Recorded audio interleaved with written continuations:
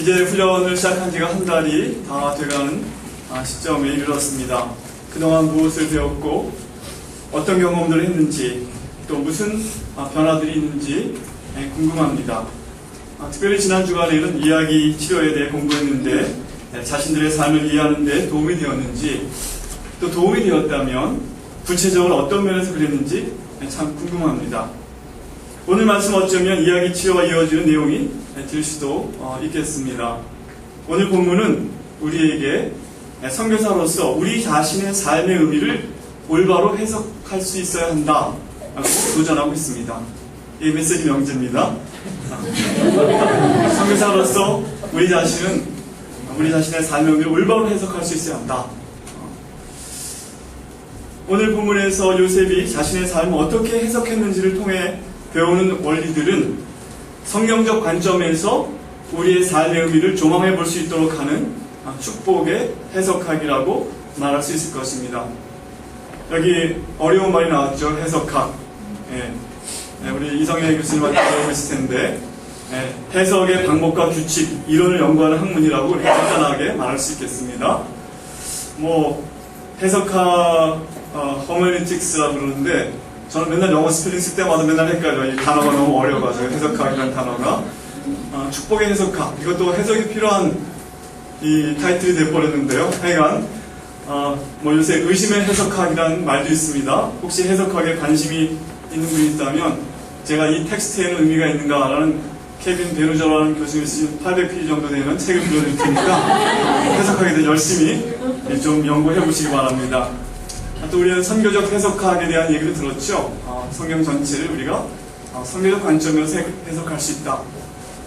또 유명한 말이 있습니다. 교회는 복음의 해석학적인 공동체다. 이런 말이 있습니다.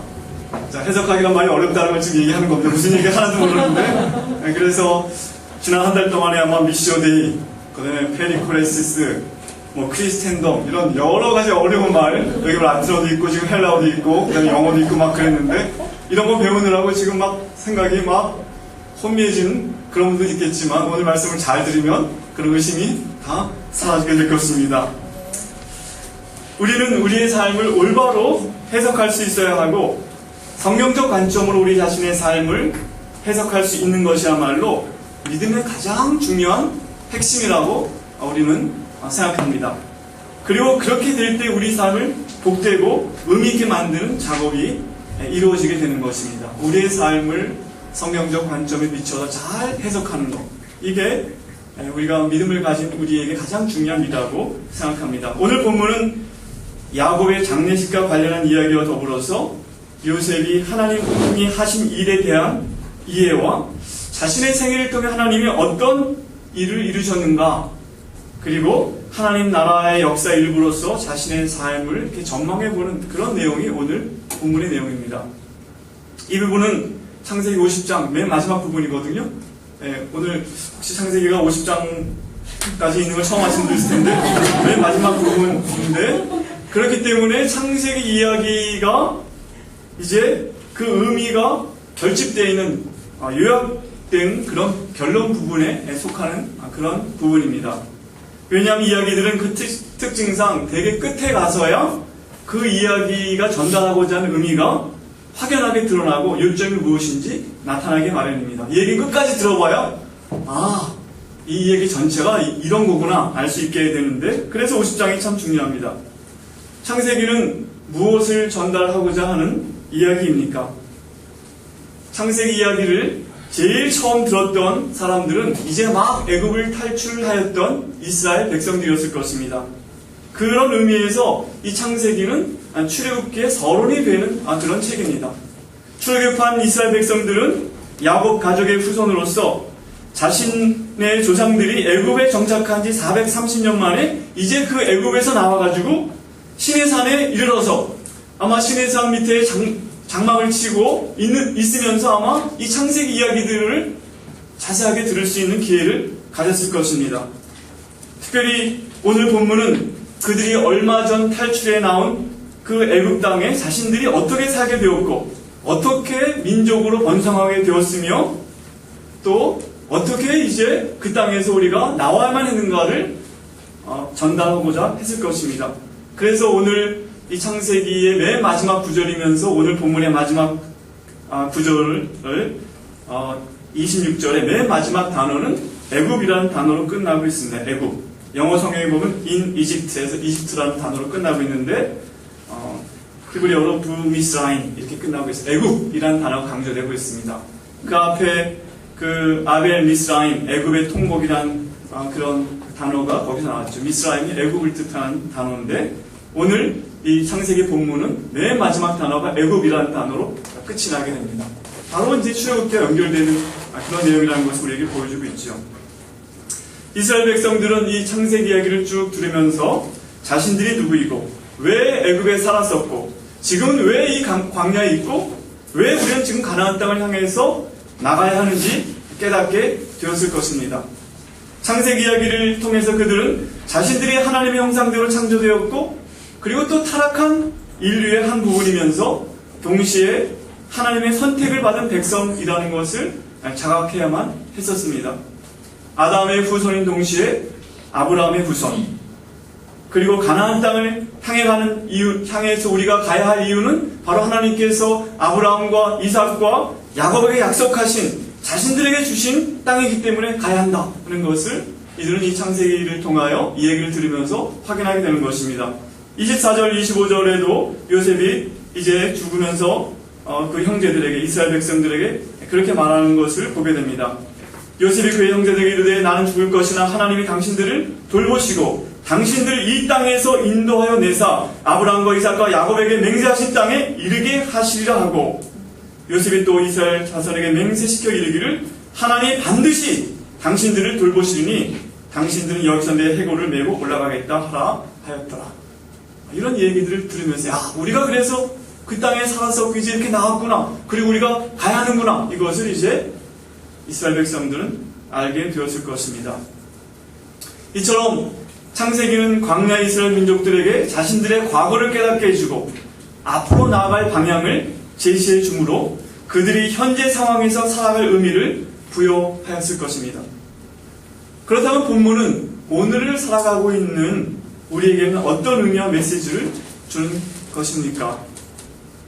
우리는 요셉이 자신의 삶을 어떻게 해석했는지를 통해서 선교사로서 우리 자신의 삶의 의미를 어떻게 바라봐야 할지를 배우고자 합니다. 다시 강조하지만 오늘 그런 메시지 명제는 선교사로서 우리는 우리 자신의 삶의 의미를 올바로 해석해야 한다. 이게 이제 메시지의 명제입니다. 다 이해하셨죠? 예. 그러면 우리는 우리의 삶을 어떤 관점에서 바라봐야 올바로 해석할 수 있는 것인가? 이것을 축복의 해석학이라는 그런 축복의 해석학의 원리로 우리가 이렇게 요약해 볼 수 있겠습니다. 그러니까 이제 어떤 관점에서 어떤 원리로 우리의 삶을 해석해야 될 것인가 하는 거니까 이제 전환문구는 무엇이 되는 것입니다. 무엇이 되는 것입니다. 아셨죠?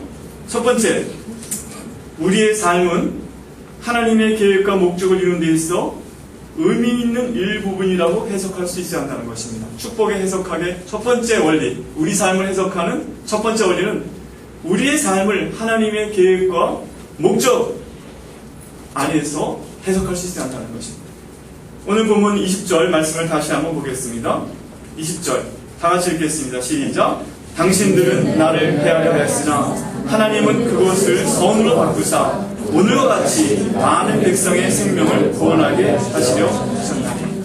이제 아버지 야곱이 죽은 다음에 그들이 두려움이 확 몰려왔습니다.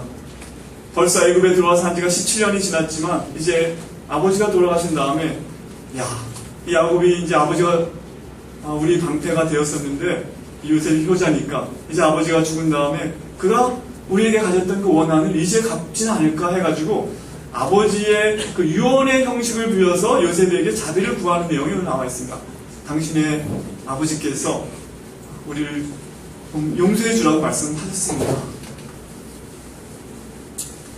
참 오늘 이 부분을 보면서 요셉의 그 답변을 20절 말씀을 통해서 요셉은 자신의 인생을 하나님의 계획과 섭리란 큰 그림 안에서 바라보는 통찰력을 가졌었다는 것을 볼 수가 있습니다. 요셉은 하나님의 약속이 성취되어 간다는 것을 그의 생애를 통해 점진적으로 깨달아갖고 관점이 더 성숙해졌다는 것을 우리는 요셉의 생애를 통해서 쭉 살펴볼 수가 있습니다. 42장에 보면 맨 처음에 형들이 찾아왔을 때 그가 42장 8절 9절 말씀 한번 보시도록 하겠습니다. 이제 흉년이 들어갔고 가나안 땅 흉년이 들어 형들이 양식을 사러 왔습니다. 42장 8절에 보면 요셉은 그의 형들을 알아보았으나 그들은 요셉을 알아보지 못하더라. 이게 요셉이 이제 30에 충녀가 되고 7년 흉년이 들고 37, 그 다음에 흉년이 들었으니까 첫 번째 흉년 들었을 때니까 38살 되었을 때, 17살 때 헤어져갖고 38살 되었을 때니까 형들은 요셉인지도 모르고 지금 그 앞에 엎드려 있죠. 그때 요셉의 9절에 요셉이 그들을 보면서 그들에게 대하여 꾼 꿈을 생각했다 그랬습니다. 자기가 가나안에 있었을 때 17살 때 꾼 꿈이 그때 그 형들이 자기 앞에 엎드려 있는 걸 보면서 그 꿈이 생각났습니다. 그리고 이제 45장 5절에 보면 이렇게 말합니다. 형들에게 자신의 정체를 밝히면서 당신들이 나를 이곳에 팔았다고 해서 근심하지 마소서, 한탄하지 마소서. 하나님이 생명을 구원하시려고 나를 당신들보다 먼저 보내셨나이다. 이제 이렇게 요셉이 그들에게 자기를 밝히면서 말하고, 이제 오늘 50장 20절에는 하나님께서 많은 사람들의 생명을, 자신들의 가족뿐 아니라 많은 사람들의 생명을 구원하기 위해서 이렇게 자신을 여기에 보내신 것이다. 그렇게 해석하고 있는 것입니다. 오늘 이때 요셉의 나이가 56세라는 것을 우리가 계산해서 알 수가 있습니다. 계산 나오죠, 여러분? 네. 30세에 총리가 됐고 7년 흉년이 들었고, 그 다음에 흉년이 들어서 2년차 때 야곱 아버지의 가족들이 애굽으로 이주해 왔는데 그 후로 야곱이 17년을 더 살았다고 하니까, 그렇게 하면 요셉의 나이가 56세인데 공교롭게도 제 나이와 똑같습니다. 56세. 아버지 세대를 보내고 이제 자녀 세대가 떠오르는 시기를 살고 있는 중년의 요셉의 모습입니다. 저도 작년에 저희 아버님이 소천하셨습니다. 얼마 전에 우리 조우리 교수님 아버님께서 소천하셨는데, 바로 그런 때를 살 때가 돼야 인생의 의미를 좀 더 알 수 있는 것 같기도 합니다. 더 성숙해지는데, 무엇보다 요셉은 이 장면에서 하나님이 아브라함과 맺었던 언약을 이루어가는 데 있어서 자기 인생의 위치와 역할을 이해했다는 것을 볼 수가 있습니다. 하나님께서 이렇게 나를 이곳에 보내시고 바로 아브라함과 이삭과 야곱에게 주셨던 약속, 이렇게 성취되도록 나를 사용하셨구나, 이렇게 자기 인생을 해석하고 있는 것입니다. 우리가 주목해야 할 점은 성경이 요셉이 애굽의 총리가 되었다, 높은 위치에 올랐기 때문에 성공한 삶이라고 요셉의 삶을 이렇게 길게 기록하지 않았다는 것입니다. 그것보다는 성경은 하나님의 약속을 성취하는 데 요셉의 삶이 쓰임받았다 하는 것에 관심이 있기 때문에 이렇게 기록하고 있다는 것입니다. 이 세상에 높은 지위에 있던 사람이 한두 명 아닙니다. 그러나 성경은 그런 것에 별로 관심이 없습니다. 여러분, 이완용이라는 사람을 알고 있을 것입니다. 이완용. 그 사람이 1858년생입니다. 제가 1958년 개띠인데 제가 나기 100년 전에 난 사람이 1858년에 났는데 1926년까지 살았어요. 임명사전에 보니까 이완용, 조선 말기 민족 반역자, 외무, 항무 대신, 농공산부 대신설이 다 장관했다는 거죠. 친노파였다가 친일파로 변절, 1905년 을사늑약 지지, 1910년 한일합방 늑약 체결, 일본으로부터 백작칭호, 조선 총독부 중추원 고문, 1920년 후작을 받고 죽을 때까지 일본에 충성을 다했음. 그가 1926년에 죽었으니까 일제가 가장 강성한 1차 대전에서 승리하고, 그래서 아주 전승국으로서 아주 강성한 때 영화를 누리면서 끝까지 그는 일본에 충성을 다하다 죽었습니다. 뿐만 아니라 아마 재물과 땅을 자손들에게 물려줬을 거예요. 이 세상의 관점에서 보면 굉장히 잘 살고 참 훌륭하게 살고 출세한 사람이고 그랬을 것이다, 이렇게 아마 사람들은 볼 수 있을 것입니다. 한편 독립운동가들의 삶 어땠습니까? 안중근, 윤봉길, 안창호, 윤동주, 이런 분들 참 고난의 삶을 살고 감옥에서 고문을 받고 참 고통을 받다가 죽었습니다. 그러나 이제 대한민국이 독립하고 나서 이완용과 윤동주, 이완용과 안중근을 사람들은 평가하게 될 때 완전히 다른 평가를 내리고 있습니다. 마치 성경이 모세의 삶에 대한 평가를 내리는 것 같습니다. 믿음으로 모세는 장성하여 바로의 공주의 아들이라 칭함을 거절하고 도리어 하나님의 백성과 함께 고난받기를 잠시 죄악의 낙을 누린 것보다 더 좋아하여 그리스도를 위하여 받는 능력을 애굽의 모든 보화보다 더 큰 재물을 여겼으니 이는 상 주심을 바라봅니다. 이렇게 성경은 해석하고 있는 것입니다. 선교사로서 우리들은 때때로 우리 자신의 삶에 대해서 좀 회의에 잠길 때가 있을 것입니다. 나의 삶은 과연 가치가 있는 삶인가? 우리가 첫 번 선교사로 헌신해서 떠났을 때 열정과 기대 그리고 기쁨을 가지고 기대를 가지고 나갔었지만 그러나 그것들이 쉽게 또 사라지고 시간이 흐를수록 한때는 모든 것을 다 들여 헌신하고자 했던 그런 시절이 있었지만 점점 그런 결심과 감동이 사라지면서 나의 삶은 과연 의미가 있는 것인가 이렇게 회의에 잠길 때도 여러분들에게 있었을 것입니다. 저도 한번 말씀드렸는지 모르겠지만 첫 번째 공항에 김포공항에서 이제 선교지 나갔을 때 그때 마음과 이제 안식년을 또 하고 두 번째 또 나갈 때 마음 굉장히 다르더라고요. 두 번째는 훨씬 더 힘들고 마음이 착잡했습니다.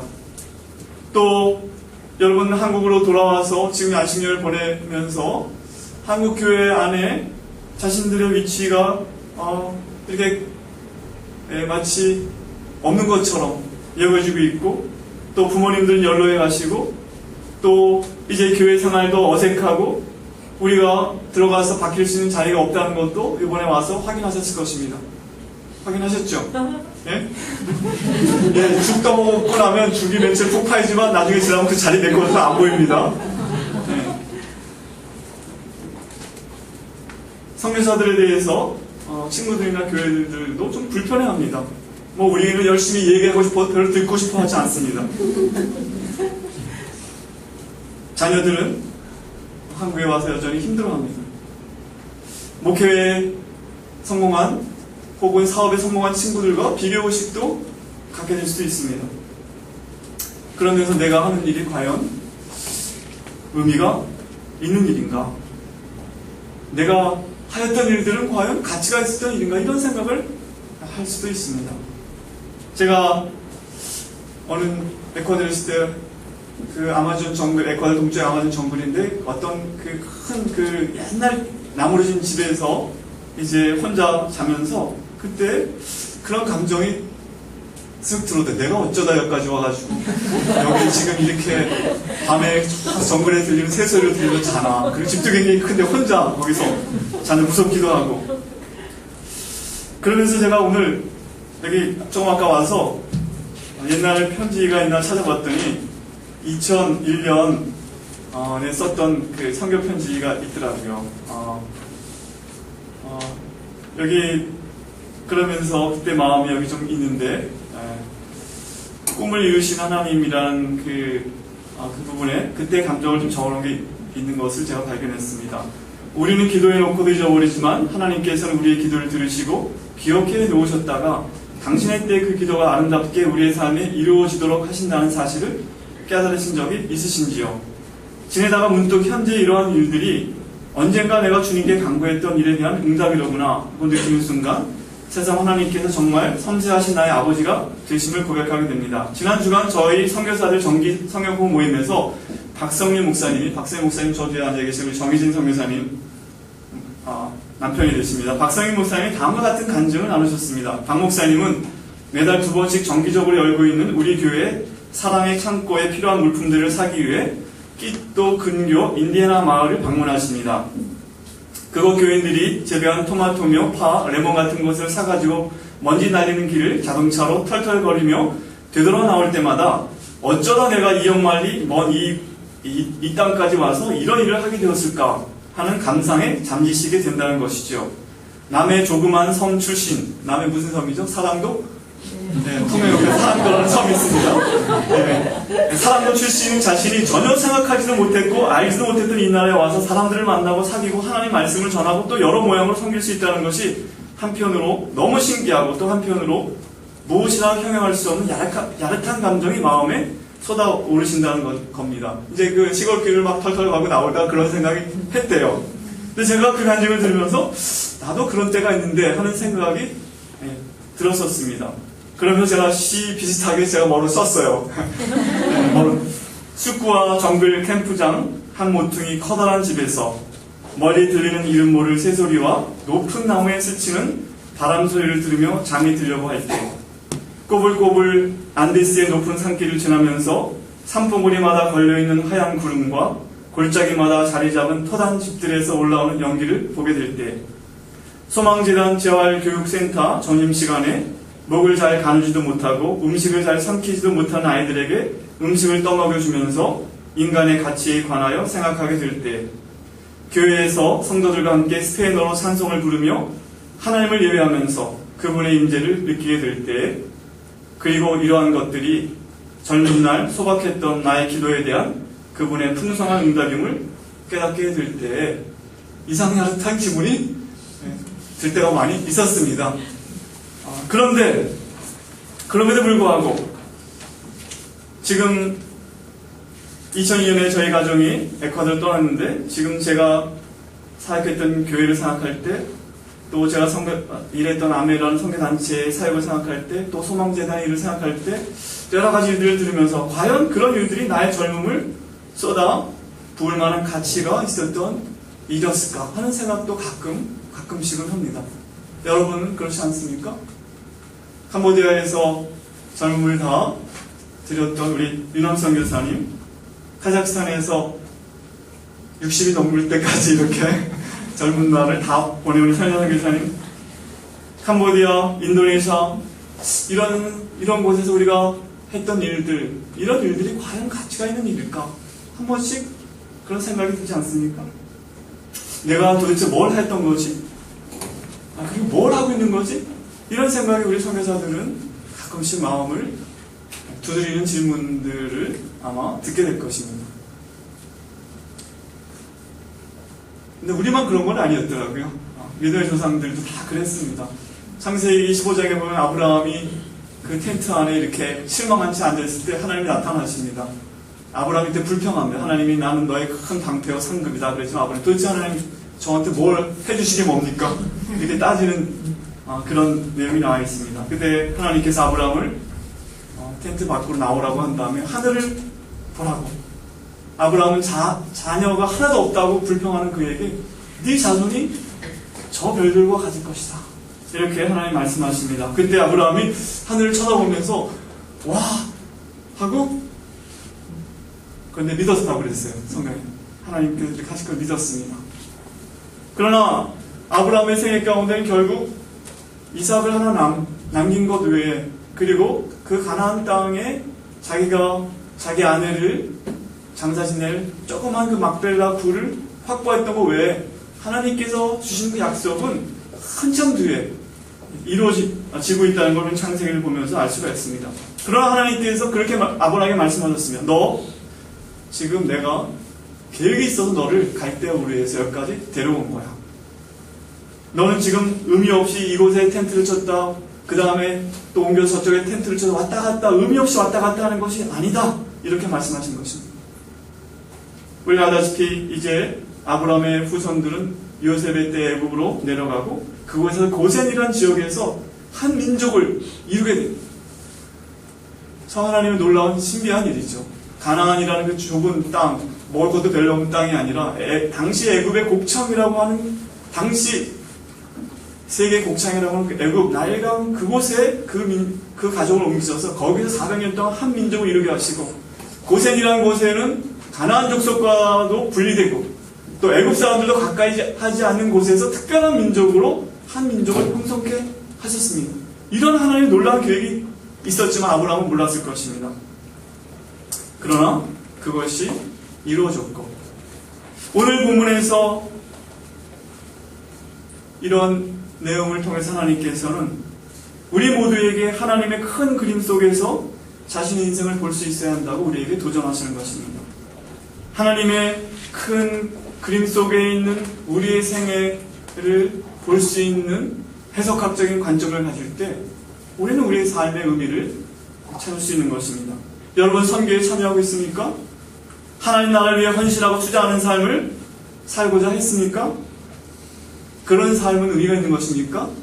의미가 있습니다. 우리 인생은 분명히 가치가 있는 곳에 들여지고 있다고 말씀하십니다. 하나님이 그렇게 인정하신다는 것입니다. 네가 지금 여기서 왔다 갔다 하는 거 아무것도 아닌 것 같지만 나는 그 일을 의미 있게 본다. 사용할 것이다. 사무실에서 그냥 컴퓨터 하나 두드리고 있는 것 같지만 그러나 그 일이 선교를 위한 일이라고 생각할 때 나는 그 일을 귀하게 본다. 이렇게 말씀하신다는 것입니다. 세상이 당신을 모른다 하여도 주님은 그 이름 마음에 새겼네. 세상이 주 이름 모른다 하기에 오늘도 그 이름 열방에 새기리. 이것이 우리 선교사의 정체성이고 우리 삶의 의미인 것입니다. 우리는 우리 삶을 하나님의 큰 그림 안에서 해석할 수 있는 그런 관점을 가져야 합니다. 두 번째로 축복의 해석학의 두 번째 원리는 우리의 삶은 하나님의 손에 연단을 받고 성숙해가는 과정이라고 해석할 수 있어야 한다는 것입니다. 우리의 삶의 의미는 하나님의 손에 연단을 받고 성숙해가는 과정이 우리의 삶의 의미라는 것입니다. 오늘 17절부터 19절 말씀, 형들이 말하되 너희는 이같이 요셉에게 이르라. 내 형들이 내게 악을 행하였을지라도 이제 바라건대 그들의 허물과 죄를 용서하라 하셨나니 당신 아버지의 하나님의 종들인 우리 죄를 이제 용서하소서 하며 요셉이 그들이 그에게 하는 말을 들을 때 울었더라. 요셉이 왜 울었는지는 참 물어봐야 되겠지만 여러 가지 생각을 할 수 있겠습니다. 한편으로는 만감이 교차하고 아버지 돌아가셨는데 또 형들에 대한 생각도 나고 형들이 또 이렇게 자기에게 이렇게 애걸하는 것을 보게 될 때 또 한편으로 안 된 마음도 들고 하여간 여러 가지 감정이 있었을 것 같습니다. 요셉은 하나님의 연단을 받았습니다. 그래서 성숙해졌습니다. 그는 그의 삶에 하나님이 개입하고 계시다는 것을 경험했습니다.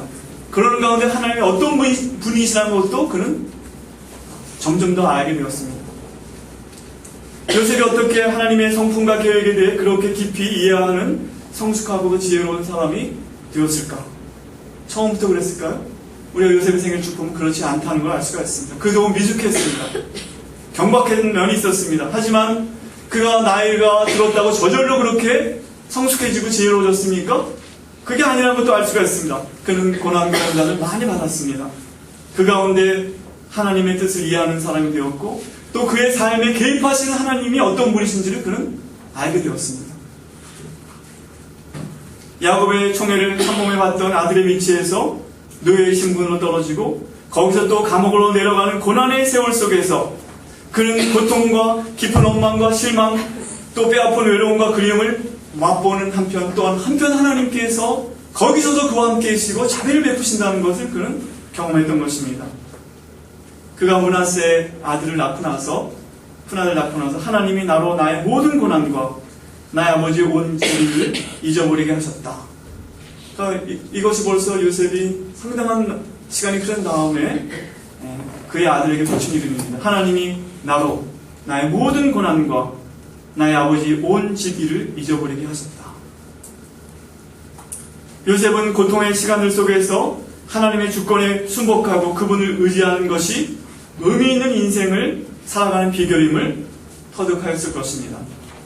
또한 요셉의 삶은 하나님이 어떤 분이신지 깊이 경험하면서 무엇보다 요셉이 알았던 것은 하나님은 자신의 기대보다 더 넘치는 복을 주시는 분이라는 것을 그의 생애가 경험했기 때문에 형들이 자기에게 준 모든 상처가 다 이미 그에게는 해석이 되고 치유가 되고 그들을 너그럽게 용서할 수 있는 사람으로 변해있던 것을 볼 수가 있습니다.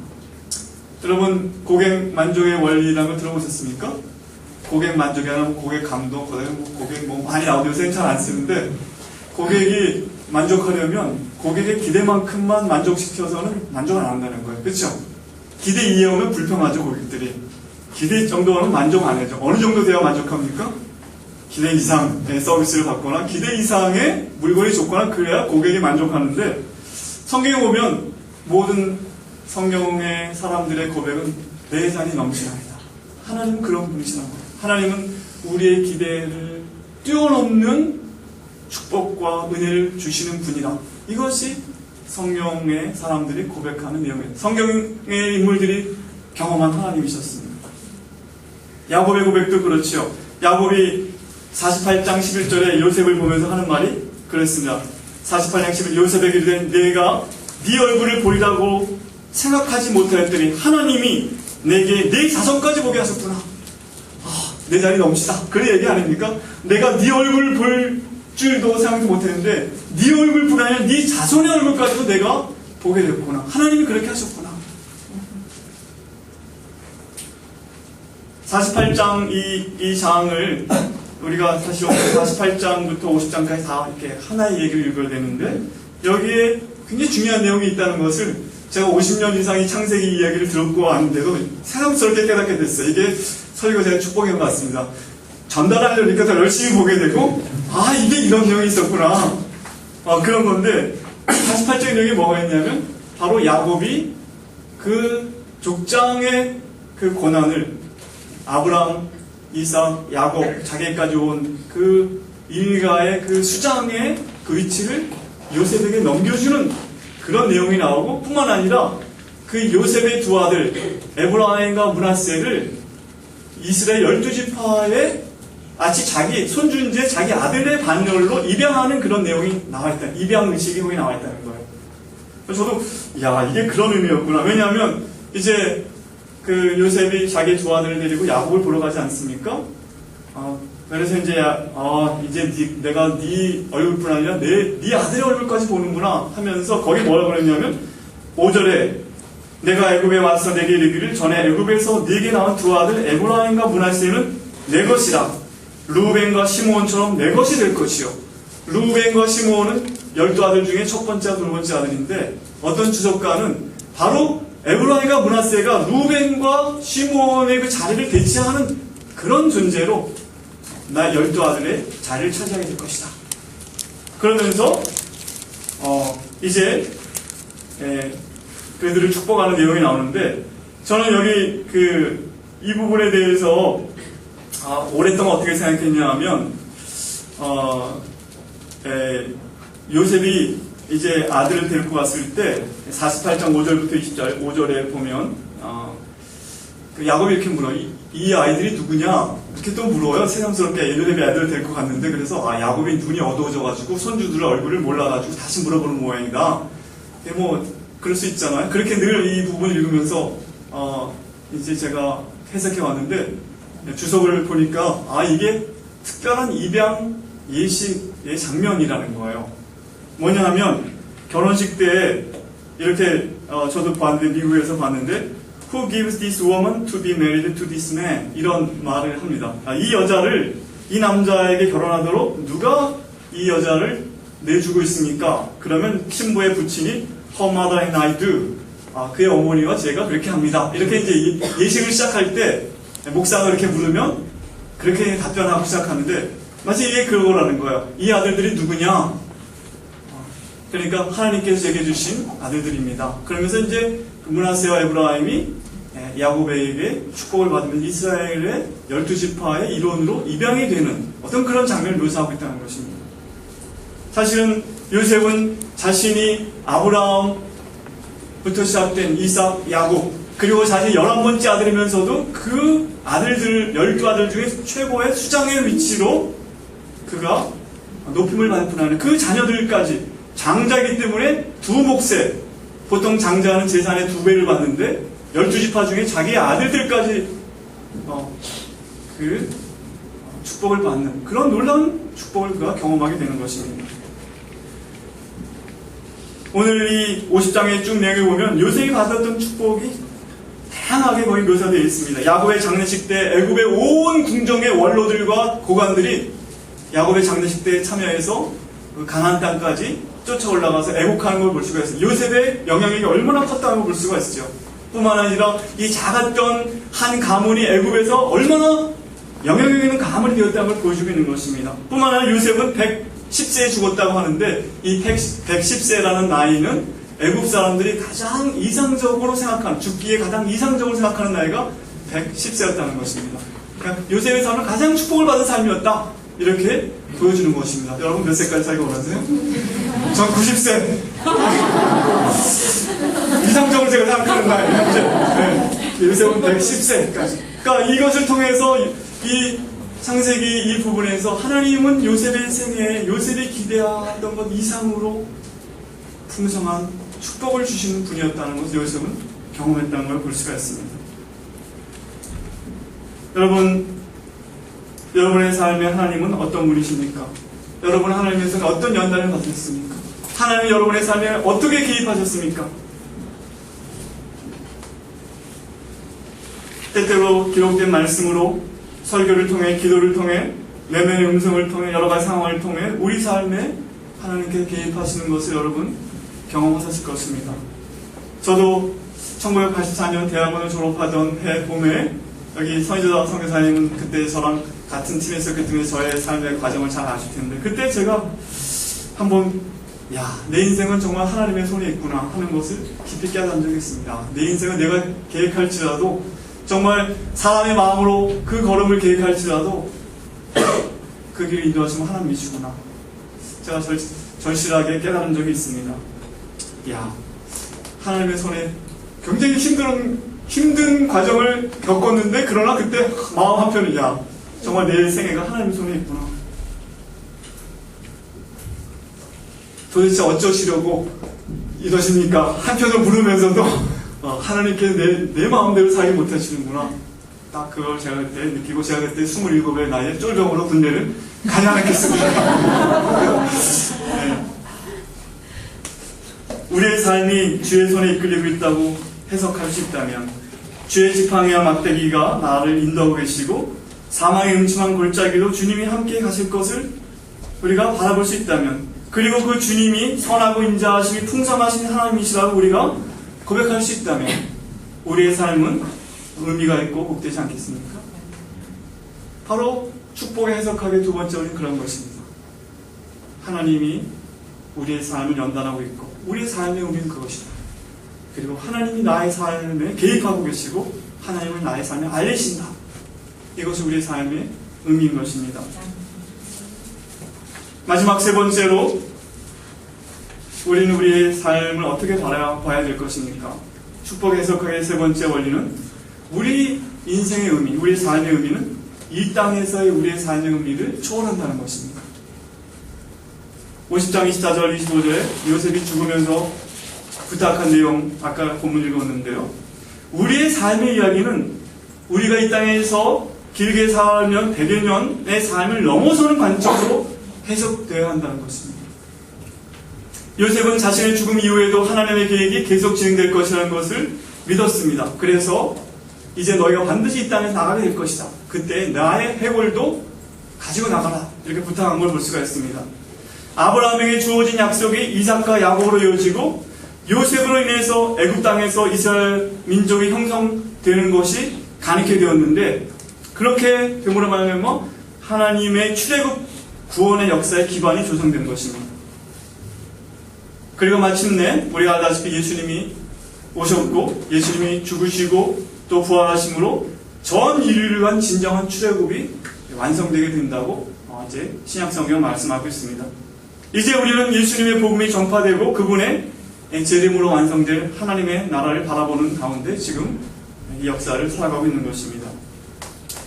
요셉의 생애를 보게 될 때, 또 성경 전체의 관점에서 보게 될 때, 우리 각자는 내가 지금 이 땅에서 성취해 놓은 것, 눈에 보이는 것으로 우리 삶의 의미를 다 측정하려고 해서는 안 된다는 것입니다.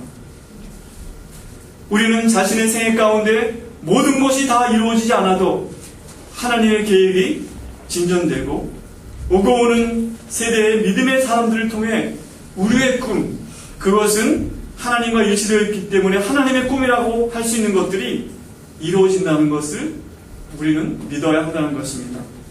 고린도서 3장 3절 4절에 너희의 생명이 그리스도와 함께 하나님 안에 감춰졌기 때문에 우리 생명이신 그리스도께서 나타나실 때 너희도 그와 함께 영광 중에 나타나리라 하는 말씀이 있습니다. 아마 이 세 번째 원리, 해석학적 원리가 우리에게 가장 약한 것인지 모릅니다. 미래의 관점에서 우리의 생애를 보는 것. 이 땅의 삶을 넘어서서 우리의 삶을 해석하는 관점이 우리에게 너무나 부족합니다. 우리는 주로 특별히 중년 이후가 되면 과거의 관점에서 우리의 삶을 해석할 때가 많습니다. 특별히 노인들 그렇잖아요. 자꾸 옛날 얘기만 하잖아요. 우리 아들 죽으려고 그래, 우리 어머니 만나면. 옛날 얘기 하시고, 네가 어렸을 때 이랬다 저랬다, 그냥 맨날. 왜냐면 노인들은 이제 자꾸 과거밖에 생각을 안 하세요. 왜 그렇습니까? 제가 어저께 봤어요. 이런 내용들. 미래 기억이 있고 과거 기억이 있다는 것이. 미래 기억은 앞으로 우리가 무엇을 언제 어떻게 해야 할 것을 기억하는 거예요. 젊은 사람은 미래 기억이 많아요. 왜냐면 앞으로 내가 이것도 하고 이렇게 할 것이다. 그런데 과거 기억은 지나간 삶에 대한 기억입니다. 우리가 이렇게 했다. 근데 그 과거 기억은 주로 나쁜 기억들이 감정과 더불어서 많이 우리 삶에 남게 되는데 사람의 사고 기능이 계속되기 때문에 미래의 기억이 감소하는 것만큼 과거 기억이 증가하게 된다는 거예요. 그러니까 미래에 뭘 하겠다는 것은 점점 없어지고 자꾸 과거만 생각하게 된다는 것이. 따라서 우리는 소망으로 미래의 기억을 떠올리면서 우리 인생을 해석하는 이 관점을 계속 발전시켜 나가야 합니다. 달라스 윌라드라는 유명한 분이 이런 말씀을 하셨는데 제가 옛날에 그 부분을 보면서 꽝 하고 한번 생각을 바꾼 적이 있습니다. 이렇게 말했어요. 우리는 지금부터 300년, 1000년, 만년 후에 이 경이로운 우주 안에서 자신이 무슨 일을 하고 있을지를 그려보아한다. 우리는 지금으로부터 300년, 1000년, 만년 후에 우리가 이 경이로운 하나님의 이 우주 안에서 무슨 일을 하고 있을지 생각해 봐야 된다는 거예요. 그려봐야 된다는 거예요. 그려봤어요? 300년 뒤에? 만년 뒤에? 만년 뒤에 서동성에서 뭐 하고 있을 것 같아요? 한 번 생각 안 해봤죠? 기억이 없는 거예요. 거기에 대해서는 지금 중국에서 15년 살면서 뭘 했다 그것만 지금 기억하면 안 된다는 거예요. 참 놀라운 일입니다. 우리의 생의 의미가 이 땅에서 우리가 이룬 것, 이 땅에서 우리가 성취한 것으로 다 그 의미가 해석되지 않는다는 것입니다. 빌립보서에 보면 그가 만물을 자기에게 복종하게 하실 수 있는 자의 역사로 우리의 낮은 몸을 자기의 몸의 영광의 형체와 같이 변화하게 하시자. 우리가 그런 소망에 대해서 듣기도 하고 하는데 이걸 너무 추상화시켜갖고 저 구체적으로 우리가 당장 이 땅에 100년의 산 이후에 우리의 삶은 어떻게 되는 것인가, 만년 뒤에는 어떻게 되는 것인가에 대한 생각을 전혀 갖지 않고 우리 인생을 해석하고자 할 때 해석하는 게 너무나 많습니다. C.S. 루이스의 책에서 제가 이런 아주 정말 감동적인 우리 인생을 해석해야 하는 그런 얘기를 제가 읽었습니다. 우리의 이 땅에서의 삶은 땅속에서 인내하며 기다리는 씨앗과 같습니다. 정원사가 정한 때에 꽃으로 피어나기를, 진짜 세상으로 올라가기를, 진짜 깨어나기를 기다리는 씨앗 말입니다. 저는 그 세상에서 돌이켜보면 현세의 삶이 비몽사몽처럼 보일 것이라고 생각합니다. 지금 우리는 꿈나라에서 사는 것이지요. 하지만 새벽이 다가오고 있습니다. 우리는 마치 씨앗이 땅 밑에서 있다가 땅 위로 이제 뚫고 올라와서 꽃이 피어나기를 기다리는 것 같은 삶이라는 것, 우리의 삶. 너무 놀랍지 않습니까? 고린도전서 15장에도 그래서 하나님께서 우리에게 형체를 주실 것이다. 그리고 하나님 나라를 우리에게 주실 것이다. 도대체 우리 그때 어떻게 살 것인가? 이 땅의 삶과 그 삶은 어떻게 연결되는 것인가? 이런 관점에서 우리가 우리의 삶을 해석하지 않으면 안 된다는 것입니다. 때때로 우리는 우리 자신이 행한 일과 성취한 것이 너무 작아 부끄럽고 그것이 우리 생애의 일이라고 생각할 때 우리 생애가 너무 허무하다 느낄 때가 있지만 하나님께서는 장차 네가 나와 함께 이룬 것을 보라 하고 우리에게 보여주신 것을 보일 때 우리는 정말 놀라면서 주여 정말 이것이 제가 한 일입니까? 라고 말할 수도 있을 것입니다. 우리는 지금 우리 눈에 보이는 것, 내가 한 것이 그거 정도로 생각하지만 내가 이 땅에서 하였던 일, 주님 안에서 했던 일의 그 의미는 주님 앞에 가서야 다 드러나게 될 것입니다. 우리 연인수 형제의 이야기를 제임스 늘 기억하는 연인수 형제 25세 나이에 교통사고로 소천한 형제입니다. 홍정일 목사님 교회에 다녔는데 그때 홍정일 목사님 선교에 대해서 얘기하는 거 듣고 늘 감동을 받고 집에 가서 엄마한테 우리 목사님 너무 멋있다고 선교에 그렇게 그런 얘기를 했는데 갑자기 교통사고 세상을 떠나게 되는 거예요. 근데 그 부모들이 너무 애석해서 아마 딸만 많이 있고 아들 하나 있던 가족이었는데 그 아들에게 유산으로 주려던 그때 당시에 1980년 안에 1억이란 큰 돈을 홍정일 목사님께 드렸고 홍 목사님 그것을 가지고 어떻게 쓸까 하다가 선교를 해서 가장 가치 있게 쓰는 일이 GMTC가 막 1980년 4월에 시작되었는데 연인정제가 5월 17일 소천했거든요. 그 돈을 이태모 목사님께 드렸고 그 돈으로 바로 이 자리에 1986년에 단층 있는 집을 사서 한 층을 올려갖고 2002년까지 훈련을 하다가 2002년에 이 건물을 새로 지은 것입니다. 그리고 지금 망가져서 좀 식기세척기 저기 마지막 모습인데요. 내일 고쳐야 됩니다. 저것도 연인수 형제네 가정이 기증한 거예요. 이 건물 지은 다음에. 피아노. 네? 피아노. 피아노도 여기서? 네, 그렇군요. 연인수 형제는 많은 사람들이 연인수 형제를 기억하고 가서 나중에 하나님 나라에 이루어졌을 때 제가 정말 하늘이 이렇게 컸단 말입니까? 수많은 사람들이 이곳에서 훈련을 받고 수많은 민족에 가서 복음을 전하고 정말 제가 이런 일을 했단 말입니까? 아마 놀라게 될 것입니다. 우리도 아마 그럴지도 모르겠어요. 저는 정말 너무나 적은 헌신을 했는데 아브라함이 저는 그냥 갈대우를 떠나 가나안 땅에 와갖고 이것저것 옮겨 다니고 그냥 산 것밖에 없는데 하나님께서 저를 믿음의 주장을 세우시고 저의 후손에서 그리스도가 탄생하게 하시고 만민이 복을 받도록 하셨다는 게 정말입니까? 믿기지 않습니다. 그러나 그것이 사실이라고 성경은 말씀하고 있습니다. 우리나라 같은 언더우드나 알렘이나 헤론 같은 선교사들 한국교회가 이렇게 성장할 걸 믿지 못했을 것입니다. 헤론이라는 사람 와서 젊은 나이에 와서 몇 개월 동안 일하고 죽었는데 세브란스 병원에 저렇게 오늘까지 우뚝 서가지고 많은 사람들을 돕고 또 많은 선교사들을 돕는 일들을 보게 될 때 하나님께 헤론 네가 한 일이야, 알렘 네가 한 일이야 말씀하실 때 그거 얼마나 감동하겠습니까? 이제 말씀을 이렇게 마치고자 합니다. 우리 인생은 신비한 면이 있음을 알아야 합니다. 옆에 사람 보고 하나도 안 신비해 보이죠? 내가 봐도 나 별로 안 신비해. 그러나 신비한 면이 있습니다.